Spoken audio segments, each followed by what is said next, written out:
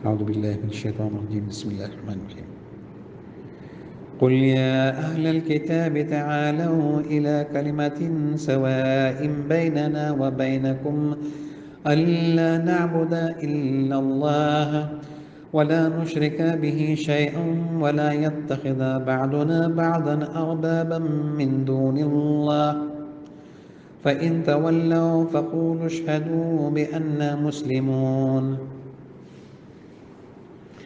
يا أهل الكتاب لم تحاجون في إبراهيم وما أنزلت التوراة والإنجيل إلا من بعده أفلا تعقلون.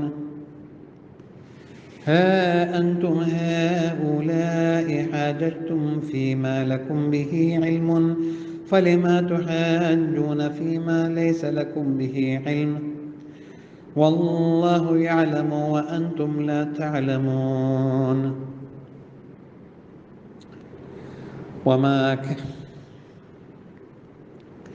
ما كان إبراهيم يهوديا ولا نصرانيا ولكن كان حنيفا مسلما وما كان من المشركين. إن أولى الناس بإبراهيم للذين اتبعوه وهذا النبي والذين آمنوا والله ولي المؤمنين. ودت طائفة من أهل الكتاب لو يضلونكم وما يضلون إلا أنفسهم وما يشعرون. يا أهل الكتاب لما تكفرون بآيات الله وأنتم تشهدون. يا أهل الكتاب لما تلبسون الحق بالباطل وتكتمون الحق وأنتم تعلمون.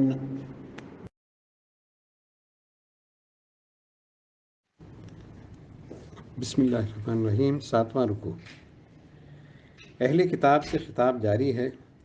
اسی توحید کی طرف دعوت دی جا رہی ہے جس کی تعلیم تمام انبیاء علیہ السلام نے اپنی اپنی امتوں کو دی، اور اس نبی پر ایمان لانے کی طرف اشارہ ہے جس کی بشارت ہر نبی نے دی. ہر نبی نے اپنے اپنے زمانے میں ایک نبی آخر الزماں کی بشارت دی، اور حضور سرور کائنات صلی اللہ علیہ وسلم نے تمام انبیاء علیہ السلام کی تصدیق کی اور ان سب کو دین اسلام اور عقیدہ توحید کا داعی فرمایا. اسی توحید مطلقہ کی طرف جملہ اہل کتاب کو دعوت دی جا رہی ہے. اے پیغمبر، آپ اہل کتاب یہود و نصارہ سے کہہ دیجئے کہ اس کج بحثی اور فضول کے اختلافات کو چھوڑ کر ایک کلمہ یعنی اللہ کے حکم کی اتباع کی طرف آ جاؤ جو ہم میں اور تم میں یکساں مانا جاتا ہے. یعنی ہم اللہ کے سوا کسی کی بندگی نہ کریں اور اس کا کسی کو شریک نہ ٹھہرائیں، اور ہم میں سے کوئی کسی کو اللہ کے سوا پروردگار نہ بنا دے. پھر اگر وہ یہ بات قبول نہ کریں تو آپ فرما دیجئے کہ گواہ رہو کہ ہم تو اللہ کے حکم کے تابع ہیں، ہمارا اس کلمے پر پورا یقین ہے. تم اپنے اللہ کا کہا مانو یا نہ مانو، ہم تو اس کے حکم کے بموجب کلمہ شہادت پڑھتے ہیں. یہ وہی دین ہے جو حضرت ابراہیم علیہ السلام کا دین تھا جن کو تم بھی مانتے ہو. اے اہل کتاب یہود و نصارہ، تم ابراہیم کے دین و مذہب کے بارے میں کیوں جھگڑتے ہو؟ انہیں خام خواہ یہودی و نصرانی کیوں ٹھہرا رہے ہو؟ حالانکہ توریت و انجیل جس کی تم اپنی یہودیت و نصرانیت کی بنیاد قرار دیتے ہو ان کے بعد اتاری گئیں. کیا تم اتنی بات بھی نہیں سمجھتے؟ ہاں، تم تو وہی لوگ ہو جو ان باتوں میں جھگڑتے رہے جن کا تم کو کچھ علم تھا، لیکن اب تم اس بات میں کیوں جھگڑتے ہو جس کا تمہیں کچھ بھی علم نہیں، اور اللہ جانتا ہے اور تم نہیں جانتے. اتنا تو سمجھو کہ جو جانتا ہے اس کا کہنا مانو اور اس پر چلو. سنو، ابراہیم نہ یہودی تھے اور نہ نصرانی تھے، وہ تو جھوٹے مذہبوں سے بیزار سیدھی راہ چلنے والے مسلمان تھے. وہ تو اللہ کے ایسے حکم بردار تھے کہ تمام ادیان باطلہ سے منہ موڑ کر دین حق کی طرف متوجہ رہے، اور وہ ہرگز مشرکوں میں سے نہ تھے. بے شک لوگوں میں ابراہیم کے ساتھ زیادہ نزدیک وہ لوگ ہیں جنہوں نے ان کی پیروی کی، اور ابراہیم علیہ السلام سے نسبت خصوصی کا مستحق یہ نبی محمد صلی اللہ علیہ وسلم ہیں، اور وہ لوگ جو آپ پر ایمان لائے ہیں کہ آج بھی یہ دین ابراہیمی سے مناسبت والے کعبے کو قبلہ بنائے ہوئے ہیں، اور اللہ ہی ایمانداروں کا دوست، حامی و مددگار ہے۔ اہل کتاب میں سے ایک گروہ کی تو دلی آرزو ہے کہ کسی طرح تم کو گمراہ کر دیں، حالانکہ اپنی ہر اس کوشش سے جس سے وہ تم کو گمراہ کرنا چاہتے ہیں، بجز اپنے وہ کسی کو گمراہ نہیں کرتے، اور ان کو اس کا شعور نہیں، وہ اس حقیقت کو نہیں سمجھتے۔ کیسے نہ سمجھیں؟ اے اہل کتاب، تم اللہ کی آیتوں سے، اس کے کلام، اس کے نبی، اس کی نشانیوں سے کیوں انکار کرتے ہو، حالانکہ تمہاری کتاب خود اس نبی کی صداقت پر شاہد ہے، اور اپنی خلوتوں میں تم خود بھی اس پر گواہی دیتے ہو۔ جب دل میں قائل ہو تو انکار کے کیا معنی؟ اے اہل کتاب، اے یہود و نصارہ، تم حق کو باطل سے کیوں ملاتے ہو؟ اپنی کتابوں میں تحریف کیوں کرتے ہو اور حق کو کیوں چھپاتے ہو، حالانکہ تم جانتے ہو کہ محمد رسول اللہ صلی اللہ علیہ وسلم آخری نبی ہیں جو حق و حقانیت لے کر آئے ہیں، اللہ کا کلام سناتے ہیں، اللہ کی طرف تم کو بلاتے ہیں۔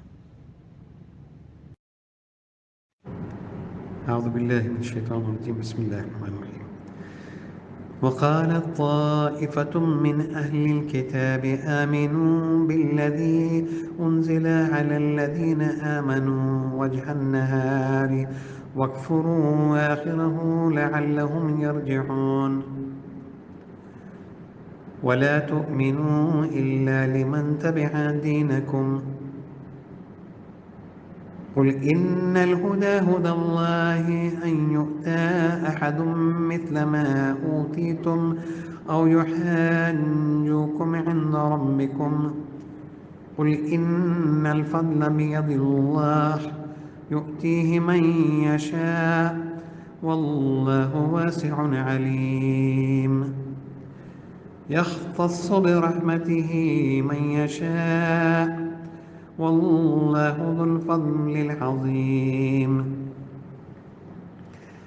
ومن أهل الكتاب من إن تأمنه بقنطار يؤده إليك ومنهم من إن تأمنه بدينار لا يؤده إليك إلا ما دمت عليه قائما ذلك بأنهم قالوا ليس علينا في الأميين سبيل ويقولون على الله الكذب وهم يعلمون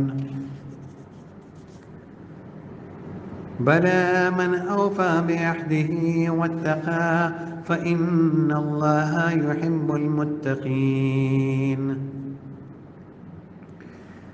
إن الذين يشترون بعهد الله وأيمانهم ثمنا قليلا أولئك لا خلاق لهم في الآخرة ولا يكلمهم الله ولا ينظر إليهم يوم القيامة ولا يزكيهم ولهم عذاب أليم وإن منهم لفريقا يلوون ألسنتهم بالكتاب لتحسبوه من الكتاب وما هو من الكتاب ويقولون هو من عند الله وما هو من عند الله ويقولون على الله الكذب وهم يعلمون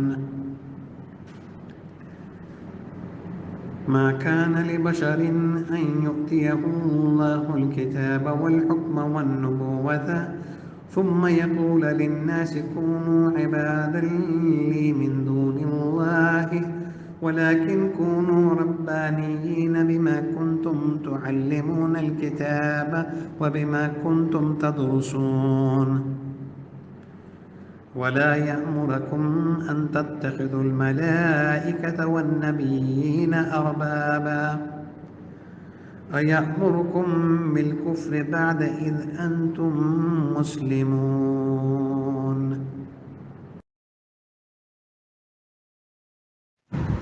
بسم اللہ الرحمن الرحیم۔ 8واں رکوع، یہود و نصارہ کی کیفیات کا بیان جاری ہے۔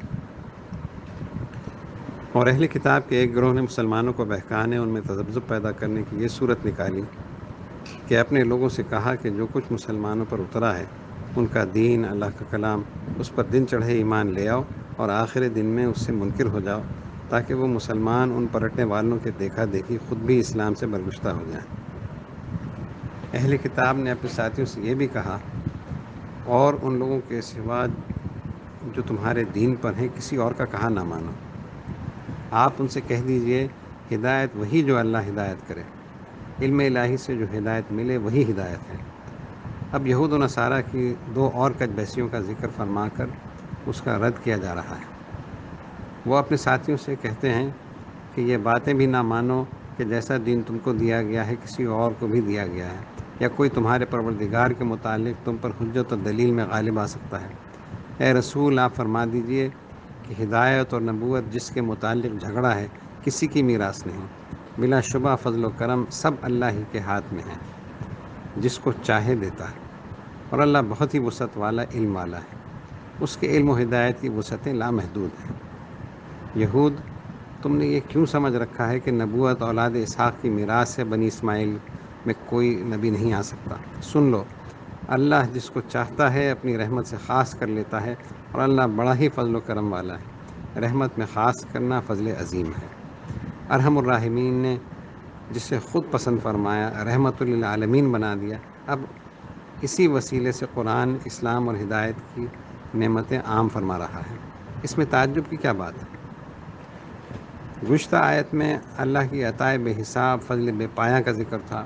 یہاں یہود کی دینی خیانت اور نفاق کے سلسلے میں دنیاوی خیانت کا بھی ذکر فرما دیا گیا، تاکہ ان کے ظاہر سے ان کی باطن کی خیانت پر قیاس کیا جا سکے۔ اور بعض اہل کتاب میں ایسے دیانتدار بھی ہیں کہ اگر ان کے پاس دولت کا ایک ڈھیر امانت رکھ دو تو تم کو واپس کر دیں۔ یہ وہ ہیں جو یہودیت سے بیزار ہو کر اسلام قبول کرتے جاتے ہیں۔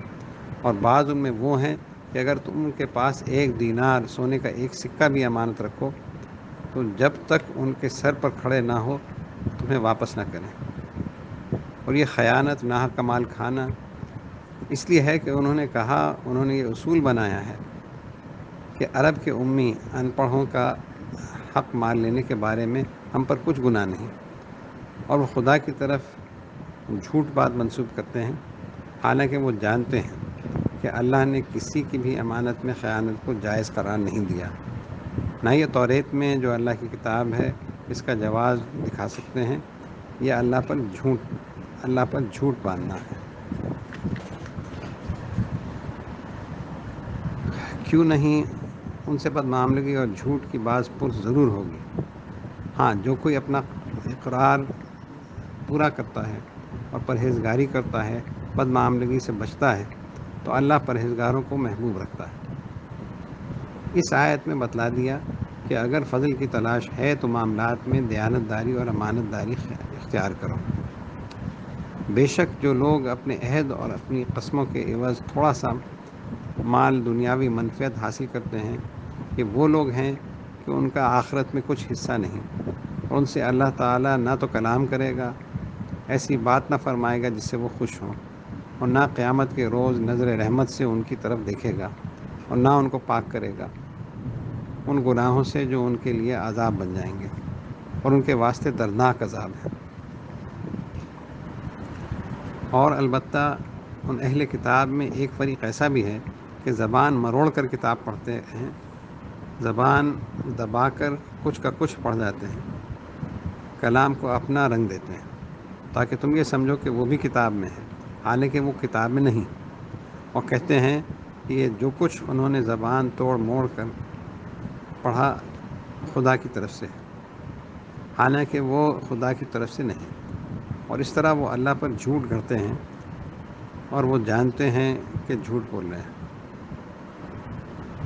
کسی بشر کو حق نہیں، نہ ہے، نہ تھا، نہ ہوگا، عیسیٰ علیہ السلام کی طرف اشارہ ہے، کہ اللہ اس کو کتاب اور حکمت یعنی عقل سلیم اور نبوت عطا کرے۔ پھر وہ لوگوں سے یہ کہنے لگے کہ تم اللہ کو چھوڑ کر میرے عبادت گزار بن جاؤ۔ کیا تمہاری عقل سلیم یہ تسلیم کرتی ہے کہ کوئی بھی نبی ایسے کہہ سکتا ہے؟ بلکہ وہ تو یوں کہے گا کہ تم اللہ والے ہو جاؤ، عبد خدا نما بن جاؤ۔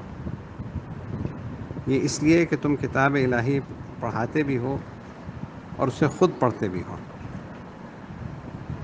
وہ تم کو ہرگز یہ حکم نہ دے گا کہ تم فرشتوں اور نبیوں کو خدا مانو۔ فرشتوں اور نبیوں کی تخصیص اس لیے کہ بعض نے فرشتوں کی اور بعض نے پیغمبروں کی پرستش کی۔ ذرا سوچو تو، کیا وہ تم کو کفر کا حکم دے گا بعد اسے کہ تم مسلمان ہو چکے ہو؟ اعوذ باللہ من الشیطان الرجیم، بسم اللہ الرحمن الرحیم۔ وَإِذْ أَخَذَ اللَّهُ مِيثَاقَ النَّبِيِّينَ لَمَا آتَيْتُكُم مِّن كِتَابٍ وَحِكْمَةٍ ثُمَّ جَاءَكُمْ رَسُولٌ مُّصَدِّقٌ لِّمَا مَعَكُمْ لَتُؤْمِنُنَّ بِهِ وَلَتَنصُرُنَّهُ قال أأقررتم وأخذتم على ذلكم إصري قالوا أقررنا قال فاشهدوا وأنا معكم من الشاهدين فمن تولى بعد ذلك فأولئك هم الفاسقون أفغير دين الله يبغون وله أسلم من في السماوات والأرض طوعا وكرها وإليه يرجعون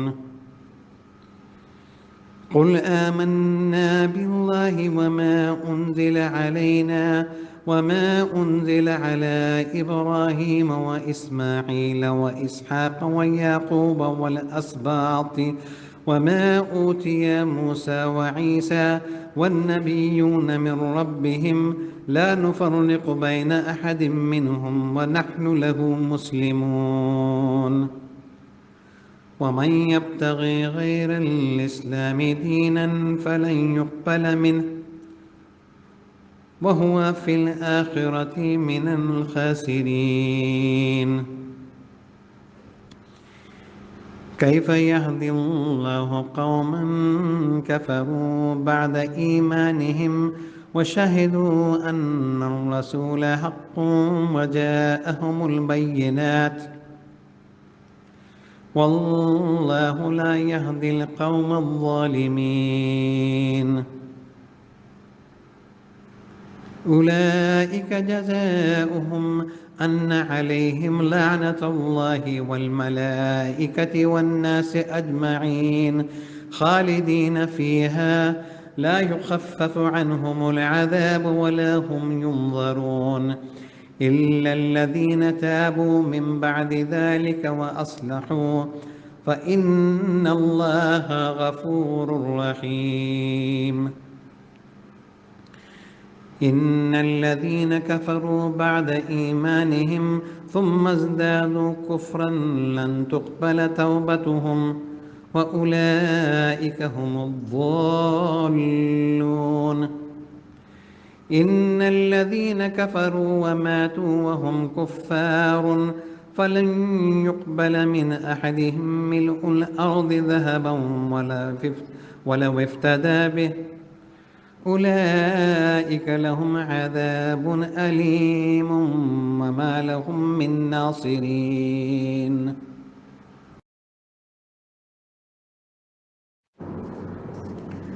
بسم اللہ الرحمن الرحیم۔ نواں رکوع، تخلیق کائنات کا راز اللہ تعالیٰ کی شان وحدانیت کو منظر عام پر لانے اور نبوت کا راز اللہ تعالیٰ کی معرفت کو عام کرنے میں مضمر ہے۔ دنیا میں جو درس توحید دیا جا رہا ہے، یہ ایک میثاق کی یاد ہے جو خالق کائنات کے سامنے ارواح کی تخلیق کے وقت ان سے لیا گیا۔ یہاں اس رکوع میں اسی خصوصی میثاق کی یاد تازہ کی جا رہی ہے جو انبیاء علیہ السلام اور ان کے ذریعے ان کی امتوں سے لیا گیا، تاکہ وہ جس طرح دین اسلام کی تبلیغ کرتے آ رہے ہیں اس کے تکمیلی پہلو سے دنیا محروم نہ رہے۔ اور یہ اسی وقت ممکن ہے جب خاتم النبیین صلی اللہ علیہ وسلم پر نبی کا امتی اسی طرح ایمان لائے جس طرح ان کے پیغمبروں نے ان کو ہدایت کی، اور جو خود بھی ان کی تصدیق کرنے والے تھے اور ان صلی اللہ علیہ وسلم کے نام ہی کو وسیلہ رحمت سمجھتے رہے۔ اور وہ وقت یاد کرو جب اللہ تعالیٰ نے تمام پیغمبروں سے عہد لیا، عام لوگوں کا تو ذکر کیا، خود پیغمبروں سے عہد لیا کہ جب میں تم کو کتاب اور حکمت سے سرفراز کروں، پھر تمہارے پاس کوئی رسول آئے اس کتاب کی تصدیق کرنے والا جو تم کو دی گئی ہے، تو تم اس رسول پر ضرور ایمان لاؤ گے اور اس کی مدد لازماً کرو گے۔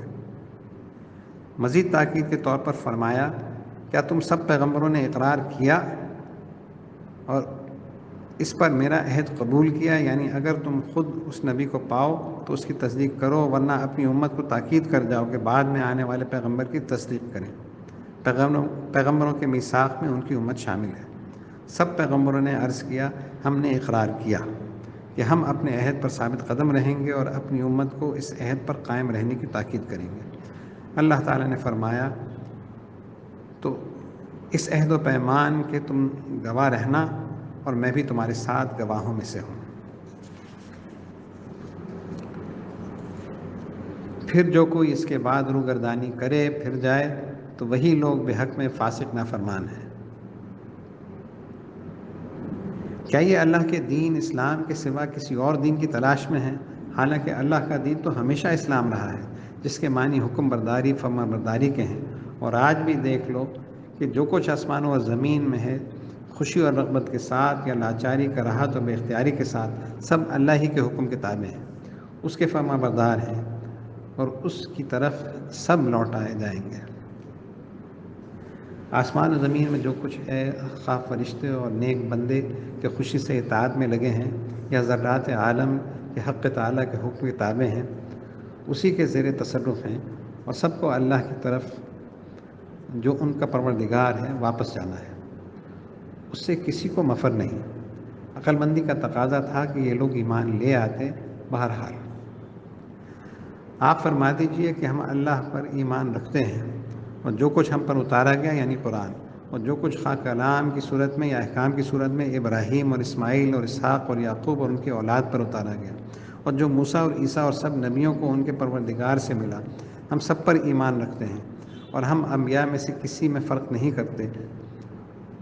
اصولاً سب ایک ہیں، نبوت ایک ہی چیز ہے جو تبلیغ کے لیے آئی، اور ہم اس کے یعنی اللہ، اس کے پیغمبر اور اس کی کتاب کے تابع فرمان ہیں۔ اور جب ایک مکمل صورت میں ایک مکمل دین آ گیا تو جو کوئی اسلام کے سوا اور کسی دین کی خواہش کرے گا تو وہ اس سے ہرگز قبول نہ کیا جائے گا اور وہ آخرت میں نقصان اٹھانے والوں میں سے رہے گا۔ بعض نادان مسلمان یہود و نصارہ کے دام فریب میں آ گئے اور دین حق سے مرتد ہو گئے۔ ان کے متعلق اللہ کا فیصلہ ہے۔ اللہ ایسے لوگوں کو کس طرح ہدایت دے گا جو ایمان لا کر اور گواہی دے کر کہ بے شک اللہ کا رسول سچا ہے، کافر ہو گئے، اور ان کے پاس کھلی نشانیاں بھی آ چکی تھیں، یعنی رسول اللہ کی صداقت کی نشانیاں، ان کے معجزات کو سب دیکھ چکے تھے، دامن رحمت میں آ چکے تھے، لیکن بدبخت تھے کہ جدا ہو گئے۔ اور اللہ ایسے ظالموں کو جو خود اپنے نفس پر ظلم کریں اور حد سے برگشتہ ہو جائیں ہدایت نہیں دیتا۔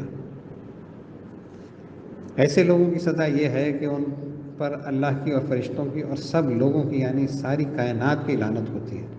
جب کوئی بد نصیب اللہ کی رحمت سے محروم ہوتا ہے تو ہر چیز اس سے بیزاری کا اظہار کرتی ہے،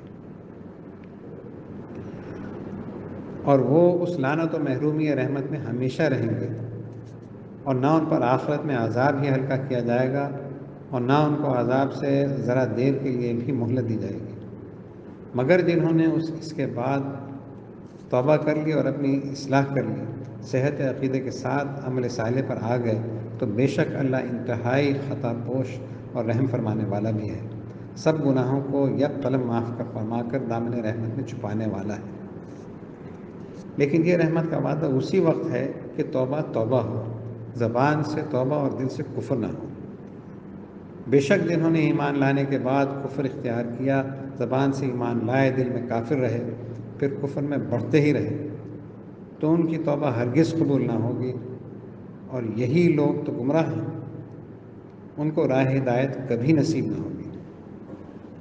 بے شک جنہوں نے کفر اختیار کیا اور کفر کی حالت میں مر گئے تو ان میں سے کسی سے زمین بھر بھی سونا قبول نہ ہوگا، اگرچہ وہ اس کو نجات حاصل کرنے کے معاوضے میں دینا چاہیں۔ ان لوگوں کے لیے دردناک عذاب ہے اور ان کے معاونوں میں سے ان کا کوئی مددگار نہ ہوگا۔ نہ ان کے دوستی ان کے کام آئیں گے، نہ ان کی دوستی ان کو عذاب الہی سے بچا سکے گی۔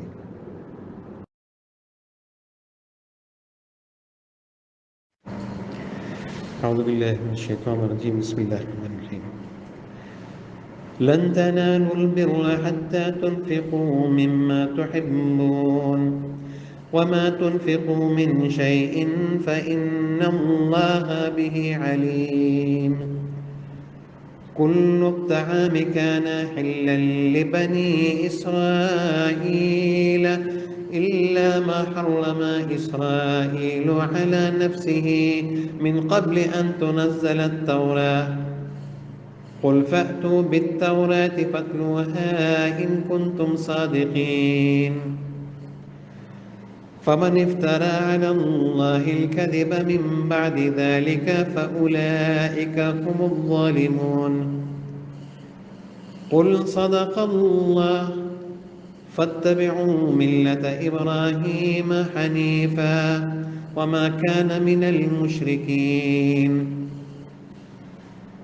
إن أول بيت وضع للناس للذي ببكة مباركا وهدى للعالمين فيه آيات بينات مقام إبراهيم ومن دخله كان آمنا ولله على الناس حج البيت من استطاع إليه سبيلا ومن كفر فإن الله غني عن العالمين. قل يا أهل الكتاب لم تكفرون بآيات الله والله شهيد على ما تعملون. قل يا أهل الكتاب لم تصدون عن سبيل الله من آمن تبغونها عوجا وأنتم شهداء وما الله بغافل عما تعملون. يا أيها الذين آمنوا إن تطيعوا فريقا من الذين أوتوا الكتاب يردوكم بعد إيمانكم كافرين. وكيف تكفرون وأنتم تتلى عليكم آيات الله وفيكم رسوله ومن يعتصم بالله فقد هدي إلى صراط مستقيم.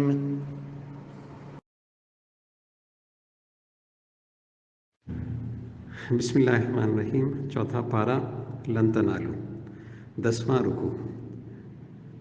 گزشتہ چند رکوع میں یہود و نصارہ کی کج بحثیوں کا جواب دیا گیا اور اسلام کے بنیادی اصول توحید، نبوت اور آخرت کا بیان ہوا، تاکہ یہ امر خوب واضح ہو جائے کہ تمام انبیاء علیہ السلام ایک ہی سلسلے کی کڑی ہیں اور سرکار دو عالم صلی اللہ علیہ وسلم اسی دین کی تکمیل کے لیے تشریف لائے جو سب انبیاء کا دین تھا۔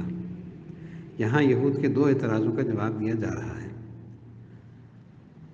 پہلے، اگر دین ایک ہی ہے تو قرآن نے ان چیزوں کو حرام کیوں کیا جو یہود کے یہاں حرام نہیں؟ دوسرے، بیت المقدس سے ہٹا کر خانہ کعبہ کو کیوں قبلہ بنا دیا گیا؟ دین اسلام کی ہر حکمت کو سمجھنے سے پہلے رضا الہی کے تصور کو مقدم رکھنا ضروری ہے۔ جو لوگ مال و دولت کی ہرس میں گرفتار ہیں وہ حقائق کو کیا سمجھ سکتے ہیں؟ اس رکوع کی ابتدا اللہ کی راہ میں خرچ کرنے سے ہوتی ہے تاکہ نیکی کا صحیح تصور دل میں قائم ہو سکے اور حلال و حرام کی حقیقت اور خانہ کعبہ کی عظمت سمجھ میں آئے۔ لوگوں، تم نیکی میں کمال ہرگز حاصل نہ کر سکو گے جب تک اپنی پیاری چیزوں سے کچھ اللہ کی راہ میں خرچ نہ کرو۔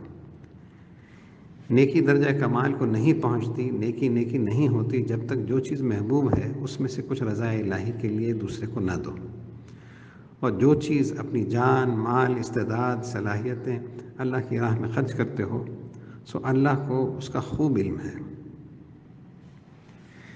کھانے کی سب چیزیں جو اسلام نے جائز قرار دیں اور بالعموم کھائی بھی جاتی ہیں، بنی اسرائیل کے لیے حلال تھیں، سوائے ان چیزوں کے جو خود اسرائیل نے یعنی حضرت یعقوب نے تقوی کے تحت یا طبعی ضرورتوں سے توریت نازل ہونے سے قبل اپنے پر حرام کر لی تھیں۔ وہ ان کے کھانے سے رک گئے تھے لیکن اللہ کی طرف سے وہ حرام قرار نہیں دی گئی تھی۔ یہود کو خود توریت سے اپنے دعوے کا کوئی ثبوت نہ ملے گا۔ آپ ان سے کہیے، توریت لاؤ اور اسے پڑھو اگر تم اپنے قول میں سچے ہو۔ تم خود اپنی کتاب میں اس کے خلاف کچھ نہ پاؤ گے۔ اس کے بعد بھی اگر کج بحثی اور افطراء کرو تو یاد رکھو، پس جو شخص اس کے بعد بھی اللہ پر جھوٹ باندھے تو بس وہی لوگ ظالم بے انصاف ہیں۔ آپ فرما دیجئے کہ اللہ نے سچ فرمایا، اس نے جو کچھ حلال و حرام، دین اسلام، نبوت اور آخرت کے متعلق فرمایا سب حق ہے، بس تم ابراہیم کے دین کی پوری طرح پیروی کرو جو ایک ہی خدا کے ہو رہے تھے اور وہ ہرگز شرک کرنے والوں میں سے نہ تھے۔ حضرت ابراہیم علیہ السلام کی اتباع کی پہلی نشانی خود خانہ کعبہ ہے جو آدم علیہ السلام کا بھی قبلہ تھا۔ بے شک سب سے پہلا گھر جو لوگوں کے لیے تعمیر کیا گیا یہی ہے جو مکے میں ہے، جو بڑا برکت والا ہے۔ یہی شمع توحید کا پہلا مینار نور ہے اور تمام جہان کے لوگوں کے لیے ہدایت ہے۔ اہل عالم کو ہدایت قبلے کی معرفت ہی سے ملتی ہے۔ جب قبلے کو جانو گے تو قبلے کا قبلہ پالو گے۔ خانہ کعبہ کی بے شمار برکتوں کا اجمالاً ذکر ہو رہا ہے۔ اس میں اللہ کی کھلی ہوئی نشانیاں ہیں۔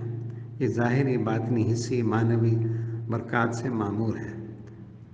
انہی ظاہری نشانیوں میں سے ایک مقام ابراہیم ان کے کھڑے ہونے کی جگہ ہے، یعنی وہ پتھر جس پر کھڑے ہو کر ابراہیم علیہ السلام نے کعبے کی تعمیر فرمائی اور جس پر آپ کے قدم مبارک کے نشان پڑ گئے تھے۔ اور باطنی نشانیوں میں سے یہ کہ جو کوئی اس میں داخل ہوا امن پا گیا۔ یوں تو ہر طرح کا امن وہاں حاصل ہے، لیکن اصل یہ ہے کہ وہ آگ سے چھٹکارا پا گیا۔ آج بھی جو کوئی خانہ کعبہ کو دیکھتا ہے اس کا دل گداز ہو جاتا ہے، آنکھوں سے آنسو جاری ہو جاتے ہیں۔ یہ اسی امن کا فیض ہے، اور لوگوں پر اللہ کے لیے اس کے گھر کا حج لازم ہے۔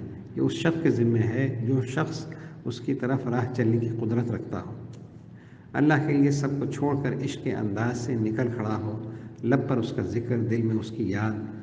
اور جو شخص نہ مانے، انکار کرے، تو اللہ سارے جہانوں سے مستغنی، بے پرواہ اور بے نیاز ہے۔ آپ فرما دیجئے، اے اہل کتاب، تم اللہ کی آیتوں کا کیوں انکار کرتے ہو؟ اس کی نشانیوں کے کیوں منکر ہو؟ حالانکہ جو کچھ تم کرتے ہو اللہ دیکھ رہا ہے۔ کیا اس کے عذاب سے بچ جاؤ گے؟ اے یہود و نصارہ، تم نہ صرف ایمان کی سعادت سے محروم ہو بلکہ دوسروں کو اللہ کی راہ سے روکتے ہو، اور اسلام میں فرضی عیب نکال کر جو لوگ ایمان لا چکے ہیں انہیں بھی بھٹکاتے رہتے ہو۔ ان لوگوں سے آپ فرما دیجئے، اے اہل کتاب، تم ایمان والوں کو اللہ کی راہ سے ناحق کجی نکال کر کیوں روکتے ہو، حالانکہ تم خود اس کے حق ہونے پر شاہد ہو۔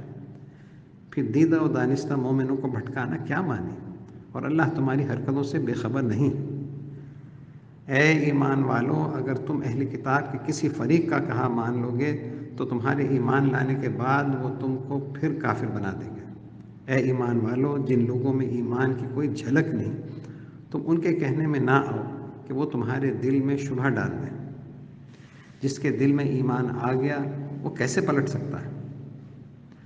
اور تم کیوں کر کفر کر سکتے ہو جب کہ تم کو اللہ کی آیتیں پڑھ کر سنائی جاتی ہیں اور تم میں اس کا رسول موجود ہے؟ اور جو اللہ کے دامن رحمت کو مضبوط پکڑتا ہے تو اسے ضرور سیدھے راستے کی طرف ہدایت ہوتی ہے۔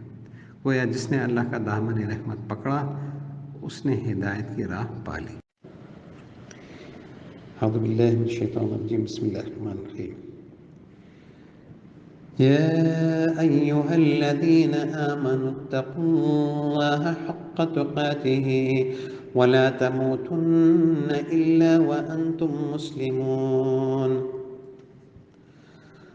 واعتصموا بحبل الله جميعا ولا تفرقوا واذكروا نعمة الله عليكم إذ كنتم أعداء فألف بين قلوبكم فأصبحتم بنعمته إخوانا وكنتم على شفا حفرة من النار فأنقذكم منها كذلك يبين الله لكم آياته لعلكم تهتدون وَلْتَكُن مِّنكُمْ أُمَّةٌ يَدْعُونَ إِلَى الْخَيْرِ وَيَأْمُرُونَ بِالْمَعْرُوفِ وَيَنْهَوْنَ عَنِ الْمُنكَرِ وَأُولَئِكَ هُمُ الْمُفْلِحُونَ ولا تكونوا كالذين تفرقوا واختلفوا من بعد ما جاءهم البينات وأولئك لهم عذاب عظيم يوم تبيض وجوه وتسود وجوه فأما الذين اسودت وجوههم أكفرتم بعد إيمانكم فذوقوا العذاب بما كنتم تكفرون وأما الذين ابيضت وجوههم ففي رحمة الله هم فيها خالدون تلك آيات الله نتلوها عليك بالحق وما الله يريد ظلما للعالمين ولله ما في السماوات وما في الأرض وإلى الله ترجع الأمور.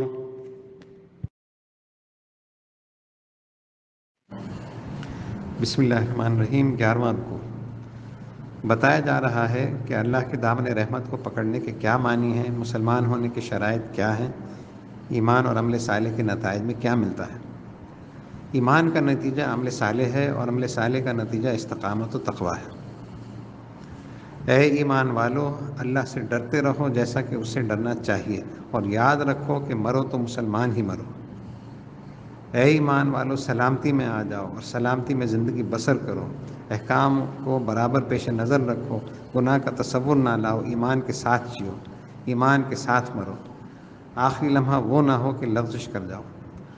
تیقن رکھو کہ میں مسلمان ہوں، مسلمان مر رہا ہوں، اللہ میرے گناہ معاف فرمانے والا ہے. اور سب مل کر اللہ کی رسی کو مضبوط پکڑے رہو. اللہ کی پناہ کے دائرے میں آ جاؤ، اسی کا حکم مانو، اسی کی یاد میں رہو، اور آپس میں پھوٹ نہ ڈالو، ایک دوسرے سے الگ نہ ہو، فرقہ بندی میں مبتلا نہ ہو، اور اپنے اوپر اللہ کی اس نعمت و احسان کو یاد کرو کہ جب تم آپس میں دشمن تھے پھر اس نے تمہارے قلوب میں الفت و محبت ڈال دی، اخوت اسلامی پیدا کی، قبائلی عصبیت سے نجات دی، نسلی چیزوں سے نکال لایا. بس تم رحمت الہی سے، اس کے فضل و کرم سے بھائی بھائی ہو گئے.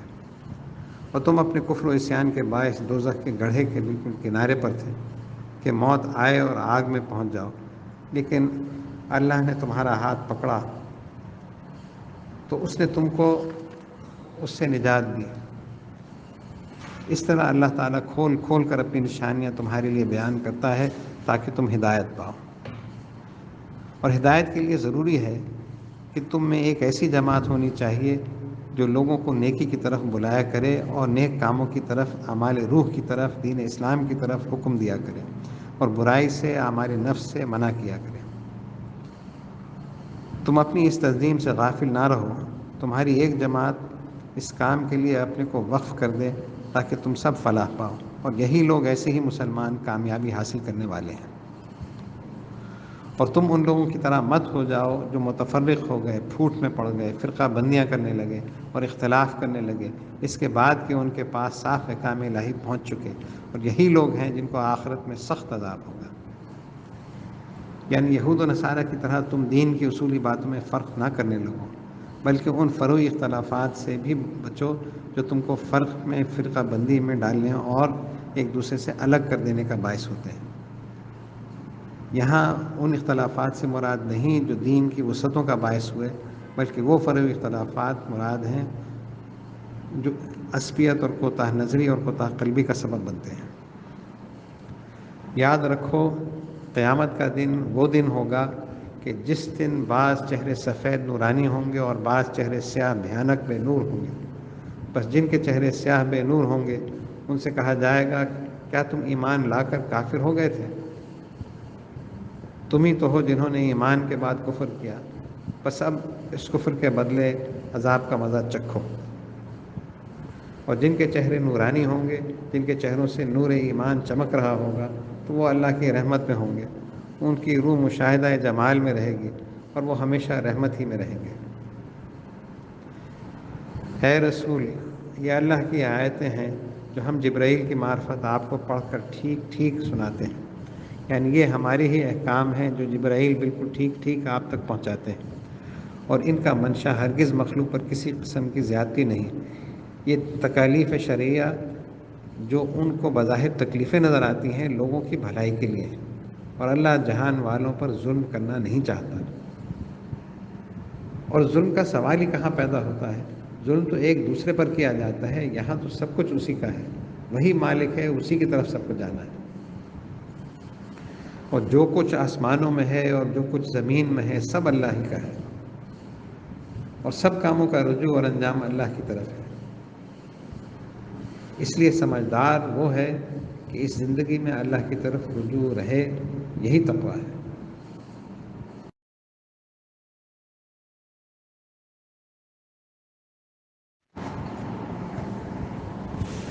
اعوذ باللہ من الشیطان الرجیم، بسم اللہ الرحمن الرحیم۔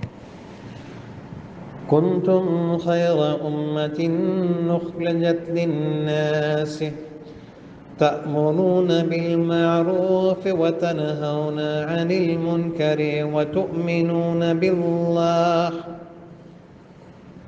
ولو آمن أهل الكتاب لكان خيرا لهم منهم المؤمنون وأكثرهم الفاسقون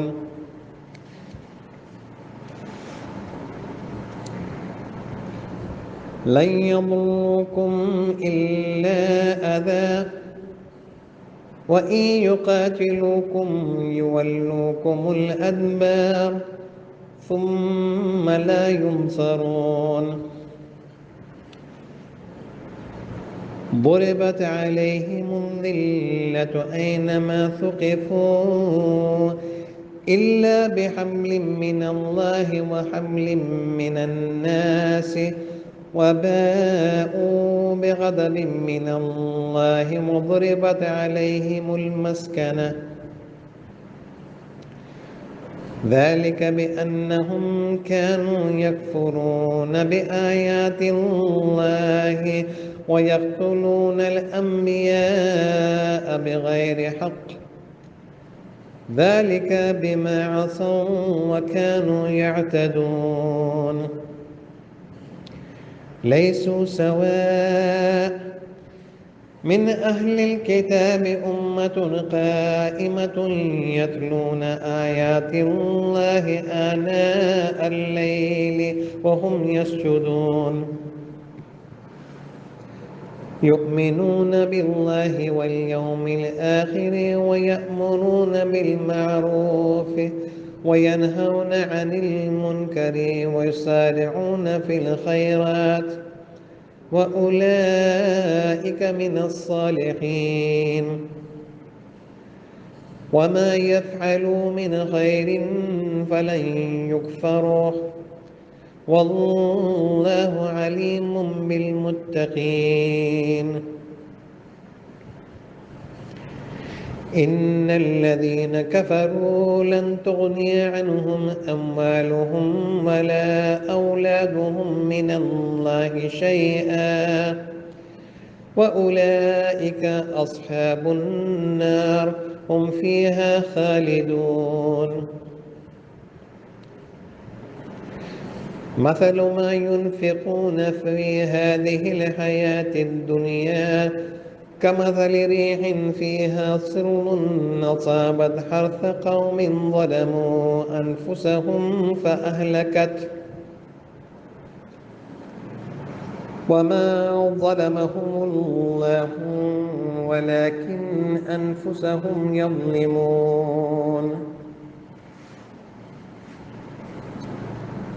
يا أيها الذين آمنوا لا تتخذوا بطانة من دونكم لا يألونكم خبالا ودوا ما عنتم قد بدت البغضاء من أفواههم وما تخفي صدورهم أكبر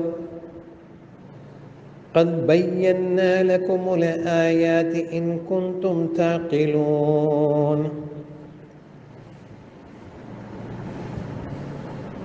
ها أنتم أولئك تحبونهم ولا يحبونكم وتؤمنون بالكتاب كله وإذا لقوكم قالوا آمنا وإذا خلوا عضوا عليكم الأنامل من الغيظ قل موتوا بغيظكم إن الله عليم بذات الصدور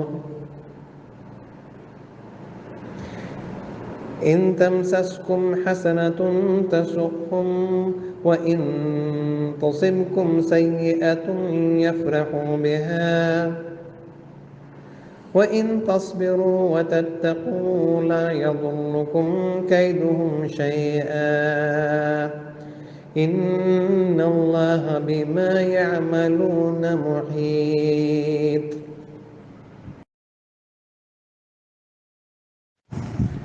بسم اللہ الرحمن الرحیم. 12واں رکوع. مسلمانوں کی، متقیوں کی، انجام سے باخبر رہنے والوں کی، ایمان والوں کی فضیلت کا ذکر آ رہا ہے. تقویٰ تو مسلمانوں کا طرہ امتیاز ہے. مسلمان پیدا ہی اس لیے کیا گیا ہے کہ وہ دوسروں کو اپنے علم سے، عمل سے اسوہ حسنہ کا نمونہ بن کر ہدایت دے، اجر سے نظر اٹھا لے، فضل کا طالب رہے. اللہ کا اس سے نصرت اور عزت کا وعدہ ہے. اہل کتاب بھی جنہوں نے اللہ کی یاد میں وقت گزارا، اللہ کی طرف بلایا، ان کے لیے بھی اللہ کے ہاں اجر ہے. لیکن یاد رہے کہ منکر حق کے لیے سوائے دوری اور مہجوری کے کچھ نہیں. مسلمانوں، سب امتوں میں تم بہترین امت ہو جسے سب لوگوں کی ہدایت کے لیے پیدا کیا گیا ہے. تم اچھے کاموں کا حکم کرتے ہو اور خود عمل سے لوگوں کو ترغیب دلاتے ہو اور برے کاموں سے منع کرتے ہو اور تم اللہ پر ایمان رکھتے ہو. یہی ایمان و عمل تمہاری برتری کا باعث ہے اور رہے گا. اور اگر اہل کتاب بھی ایمان لاتے تو ان کے لیے بہتر تھا، لیکن ان میں سے کچھ تو ایمان پر ہیں اور اکثر فاسق، بدکار اور نافرمان بردار ہیں. یہ تمہارا کچھ نہ بگاڑ سکیں گے. تم اسباب پر نہ جاؤ، ہمارے وعدے پر یقین رکھو، ہمارا وعدہ سچا ہے.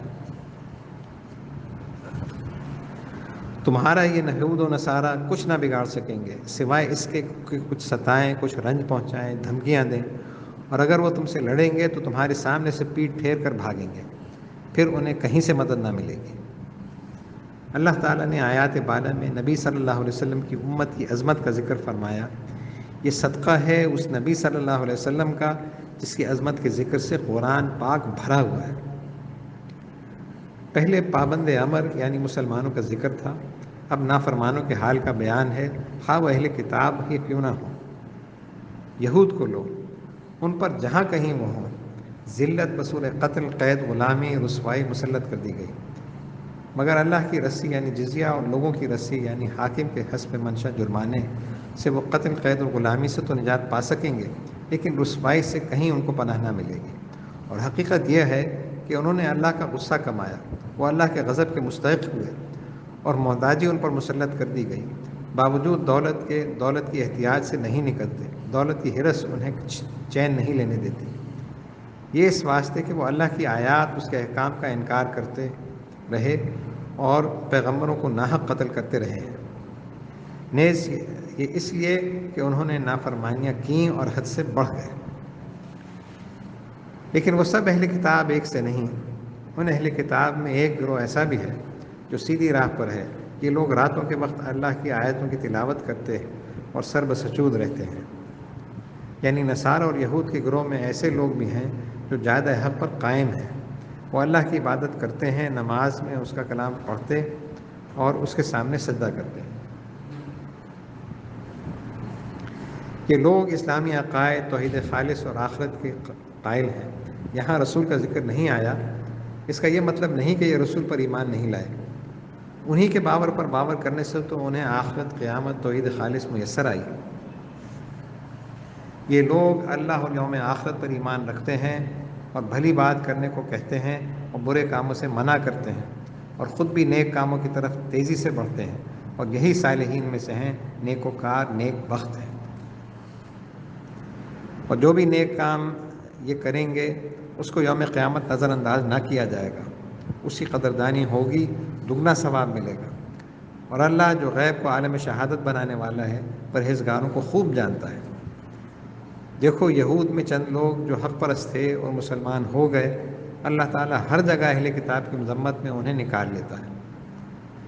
ان نیک لوگوں کو جدا کر دینے کے بعد اب سب کو جو یہود و نصارہ میں بھی کفر کرتے ہیں کفار ہی میں شامل کیا جا رہا ہے۔ بے شک جن لوگوں نے کفر اختیار کیا ان کو اللہ کے عذاب سے بچانے میں نہ ان کا مال ہی کام آئے گا اور نہ ان کی اولاد، اور یہی لوگ دوزخ کی آگ میں رہنے والے ہیں، وہ ہمیشہ اس آگ میں رہیں گے۔ آخرت میں کسی نیکی کی حفاظت کا سامان ایمان اور ایقان ہے۔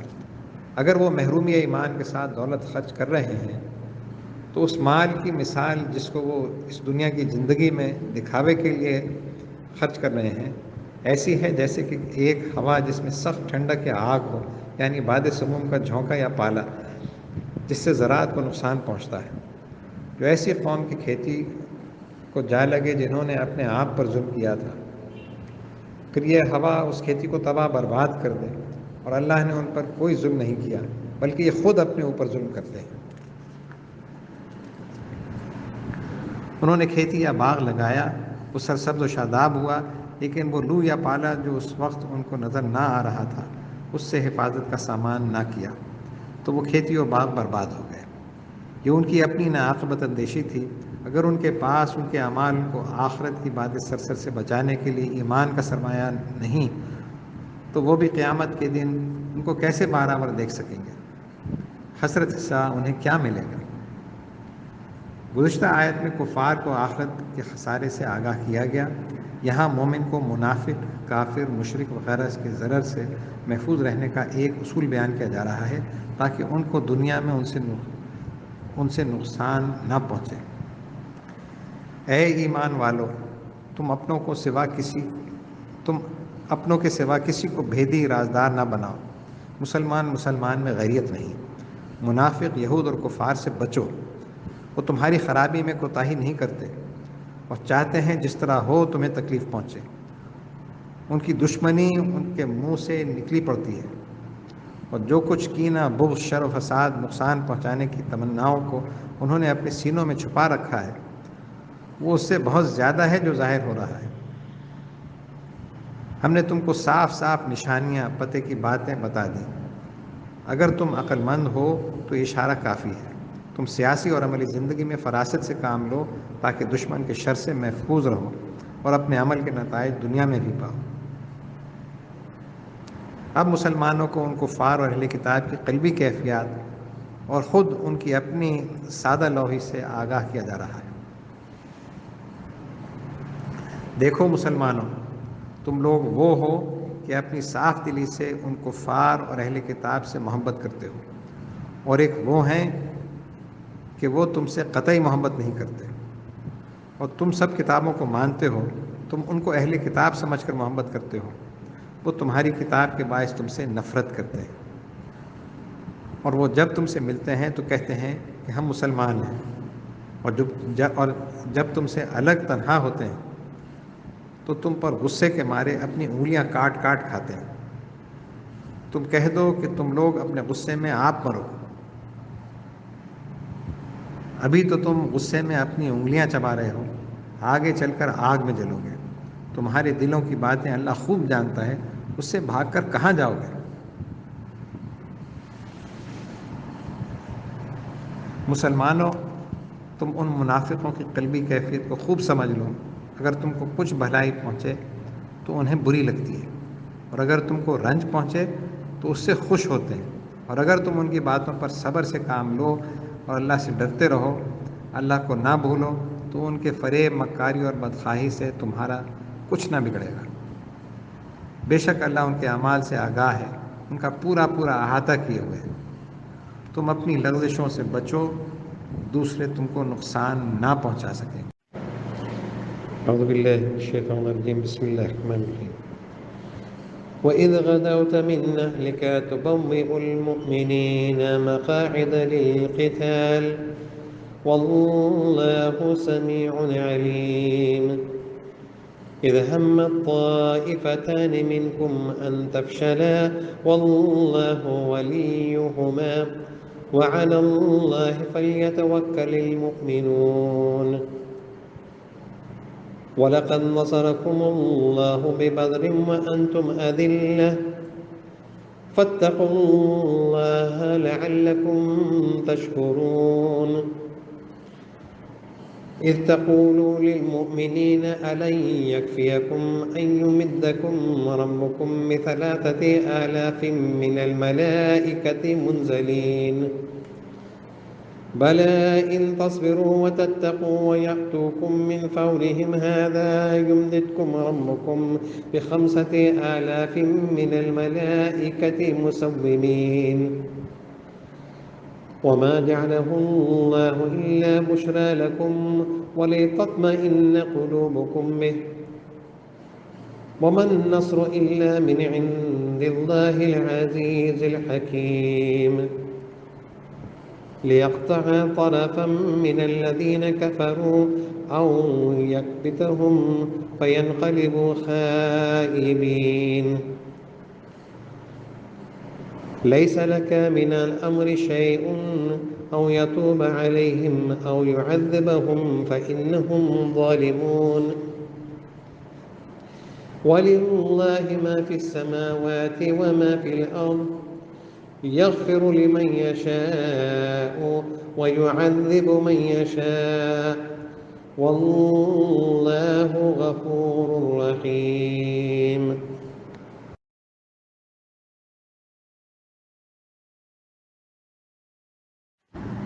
بسم اللہ الرحمن الرحیم. 13واں رکوع. گزشتہ رکوع میں مخالفین اسلام کے بارے میں ضروری احتیاطوں کا ذکر ہوا. یہاں مسلمانوں کو خود اپنی لغزشوں سے بچنے، بزدلی، خود غرضی، نافرمانی کے عواقب سے آگاہ کیا جا رہا ہے.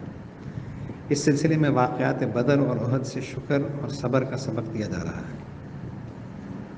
حضور سرور کائنات صلی اللہ علیہ وسلم مکے سے مدینہ تشریف لائے تو آپ کی ہجرت کے 1.5 سال بعد جنگ بدر ہوئی. مکے والوں کی کثیر افواج پر اللہ تعالیٰ نے مسلمانوں کی قلیل تعداد کو فتح یاب کیا. 70 آدمی اسیر ہوئے اور 70 ہی شقی القلب کفار مارے گئے. اس کے دوسرے ہی سال سن 3 ہجری میں کافروں نے جمع ہو کر پھر مدینہ منورہ پر چڑھائی کی. حضور صلی اللہ علیہ وسلم نے صحابہ سے مشورہ کیا.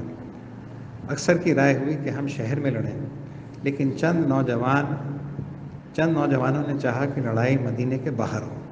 ہر چند یہ بات اصول جنگ کے خلاف تھی، لیکن کثیر تعداد میں لوگوں کی یہی رائے ہوئی، اس لیے حضور صلی اللہ علیہ وسلم مدینے سے باہر نکلے. اس مشورے میں عبداللہ ابن ابی جو مشہور منافق تھا وہ بھی شامل تھا. وہ اس بہانے سے کہ میری رائے کے خلاف فیصلہ ہوا اپنے ساتھیوں کو لے کر واپس ہو گیا اور انصار کے 2 قبیلوں کو میدان جنگ سے واپس لانے کی کوشش کی. وہ واپس بھی ہونے لگے، لیکن ان کے سردار ان کو سمجھا کر لے آئے اور اللہ نے ان کو لغزش سے بچا لیا. حضور صلی اللہ علیہ وسلم نے صف آراستہ کی پہاڑ کی ایک گھاٹی پر جہاں سے دشمن اچانک حملہ آور ہو سکتا تھا، حضور صلی اللہ علیہ وسلم نے 50 مجاہدین کے ایک دستے کو مقرر فرمایا کہ وہاں سے ہرگز نہ ہٹیں. مسلمانوں کو جب فتح نصیب ہوئی تو ان میں سے بیشتر لوگوں نے مال غنیمت حاصل کرنے کے لیے درے کو چھوڑ دیا. خالد بن الولید جو اس وقت تک مشرف اسلام نہ ہوئے تھے، انہوں نے اسی جانب سے حملہ کر دیا اور مسلمانوں کو شدید نقصان اٹھانا پڑا. وہ بدر کا واقعہ احد سے پہلے کا ہے، لیکن رکوع میں احد کے واقعے کا بیان بدر سے پہلے کیا جاتا ہے تاکہ مسلمان ہمیشہ نافرمانی سے بچیں اور اللہ پر توکل کریں. اور اے پیغمبر، اس وقت کو یاد دلائیے جب آپ صبح اپنے گھر سے نکلے اور غزوہ احد کے موقع پر مدینے کے باہر مسلمانوں کو لڑائی کے ٹھکانوں پر ٹھہرا رہے تھے. اس وقت منافقین کی بعض تدبیروں کے باعث چند مسلمانوں کے ہاتھ سے دامن صبر و تقویٰ چھوٹنے والا تھا، اور مخالفین جو کچھ کہہ رہے تھے اللہ اس سے باخبر تھا اور اللہ سب کچھ سنتا جانتا ہے. جب تم میں سے دو جماعتوں نے بزدلی دکھانے ہمت ہار جانے کا ارادہ کیا، یعنی دو قبیلے بنو حارثہ اور بنو سلمہ نے مسلمانوں کی قلیل تعداد اور منافقوں کی باتوں سے متاثر ہو کر خیال کیا کہ میدان سے چلے جائیں، لیکن اللہ تعالیٰ نے ان کی دستگیری کی اور ان کو اس لغزش سے بچا لیا، اور اللہ ان کا مددگار تھا، اور اللہ ہی پر مسلمانوں کو بھروسہ کرنا چاہیے۔ اور بے شک اللہ نے جنگ بدر میں تمہاری مدد کی تھی، تمہیں فتح و نصرت عطا فرمائی تھی، حالانکہ تم اس وقت بہت کمزور تھے، بے سر و سامان، شمار میں نہ آتے تھے، بس تم اللہ سے ڈرتے رہو، پیغمبر کے حکم کی نافرمانی سے بچتے رہو، تاکہ تم احسان مانو، اس کے احسانوں کو یاد کر کے شکر کرو۔ اور وہ وقت بھی یاد دلائیے جب مسلمان جنگ بدر میں بے سر و سامانی کی حالت میں لڑ رہے تھے، تو یہ خبر مشہور ہو گئی کہ کرز ابن جابر کی فوجیں بھی کفار کے ساتھ شامل ہو گئیں۔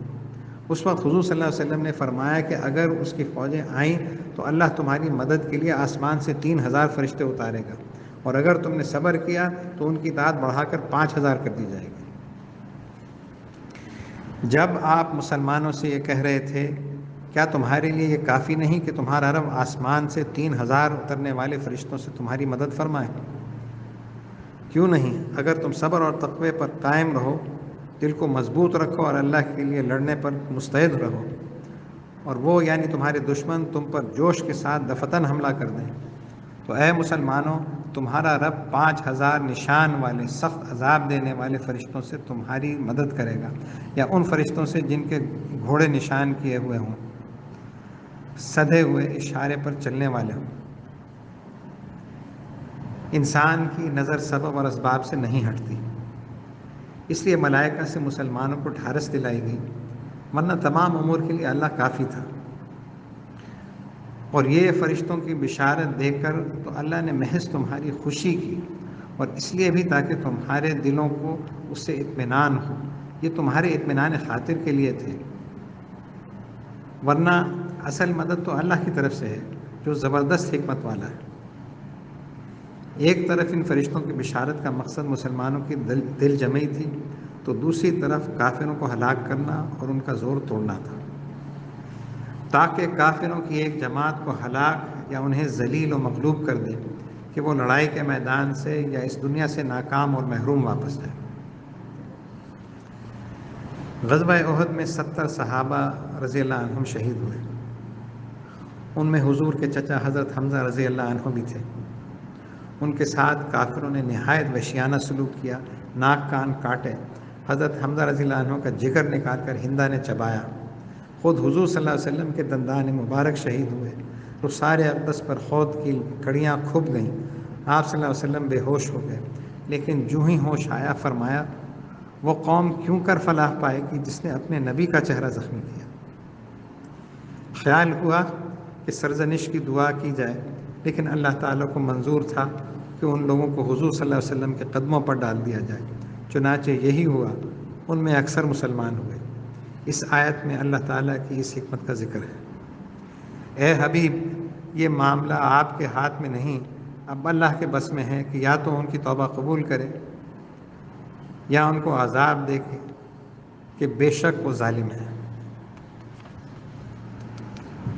اور آسمانوں میں جو کچھ ہے اور جو کچھ زمین میں ہے سب اللہ ہی کا ہے، جس کو چاہے بخش دے اور جس کو چاہے عذاب دے، اور خدا بخشنے والا مہربان ہے۔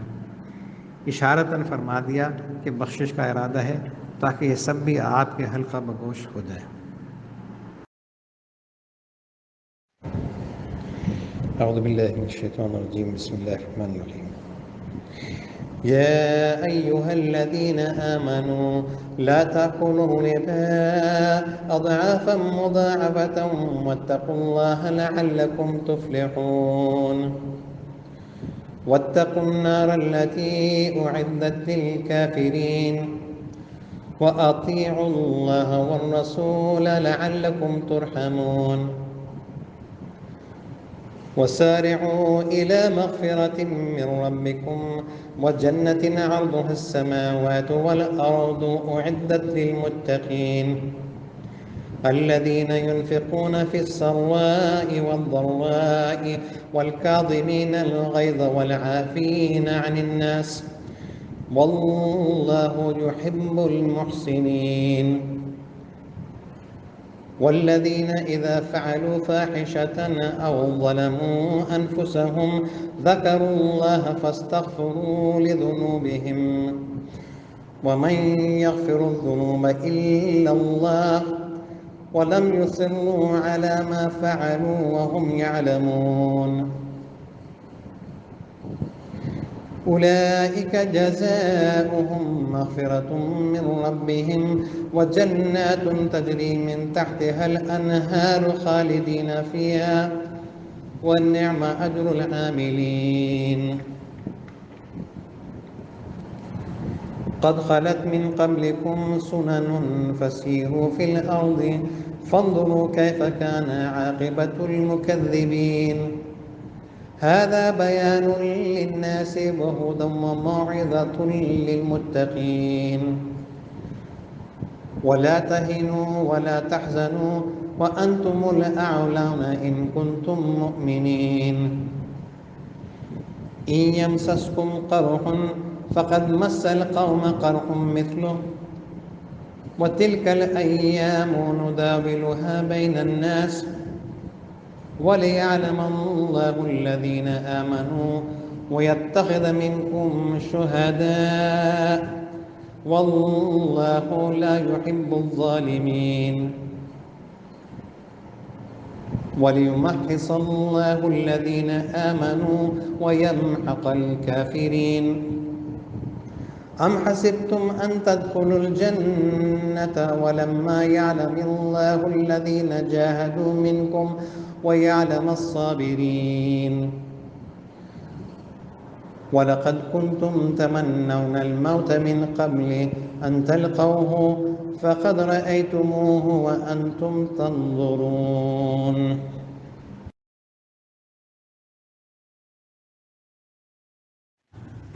بسم اللہ الرحمن الرحیم. 14واں رکوع. اس رکوع میں بزدلی کے اصل سبب حب مال بالخصوص سود سے منع کیا جا رہا ہے.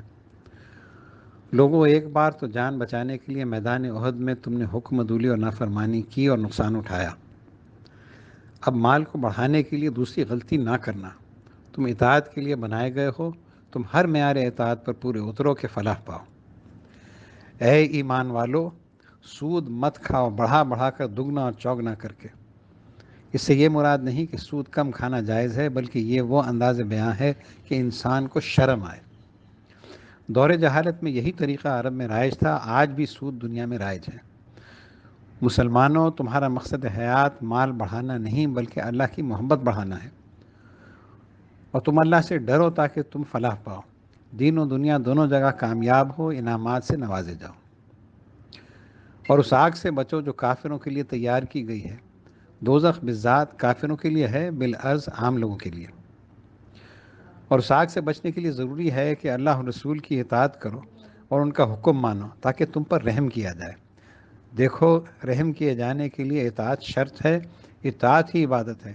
اطاعت کے باعث رحم کیے جاؤ گے. بس اللہ کے اسی رحم و کرم سے فائدہ اٹھاؤ اور اپنے خیال، ذہن، فعل سب کے ساتھ اپنے رب کی بخشش اور جنت کی طرف سبقت کرو.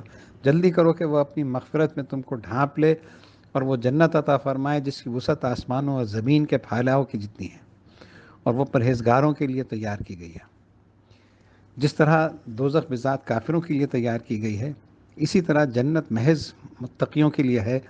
اس کی کشادگی اور وسعتوں کا تصور بھی انسان نہیں کر سکتا. یہ خوش نصیب، یہ متقی اور پرہیزگار کون ہیں؟ یہ وہ لوگ ہیں جو علم و دولت، مال و متاع، فراخی اور تنگدستی ہر حال میں راہ خدا میں خرچ کرتے ہیں. خوشی اور تکلیف میں انسان بہت سی باتوں میں ضبط سے کام نہیں لیتا ہے. اس لیے پہلے غصے کے ضبط کا بیان آیا، اور یہ بھی متقین کی صفت ہے. اور وہ غصے کو پی جاتے ہیں اور لوگوں کی خطاؤں کو معاف کرتے ہیں. اور ان تینوں باتوں کا نتیجہ یہ ہوتا ہے کہ محسن بن جاتے ہیں، اور اللہ ان احسان کرنے والوں سے محبت کرتا ہے.